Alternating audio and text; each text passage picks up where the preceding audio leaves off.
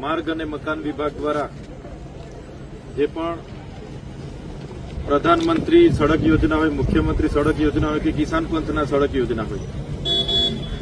ભરૂચના સાંસદ મનસુખભાઈ વસાવા હોય, નર્મદા જિલ્લાના પદાધિકારીઓ હોય, ડેડિયાપાડાના તમામ લોકોના પ્રયાસોથી આજે સરકારમાંથી આપણા વિસ્તારમાં ડેડિયાપાડા અને સાગબારામાં જે રોડ અને રસ્તા મંજૂર થયા છે ત્યારે બધાની ઉપસ્થિતિમાં આપણે ખાતમુહૂર્ત કરી રહ્યા છે ત્યારે આજે રોડ રસ્તા બની રહ્યા છે. રોડ રસ્તા સારી ગુણવત્તાના બને, આપણે સૌની જવાબદારી બને છે, એજન્સીની જવાબદારી બને છે, સાથે સાથે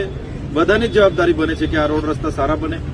આવનારા દિવસોમાં તકે ગુણવત્તા સભર બને એવા આપણે બધાએ તકેદારી રાખવાની છે. સાથે સાથે જ્યાં પણ નાના મોટા કોઈના પણ સૂચનો હશે એ પણ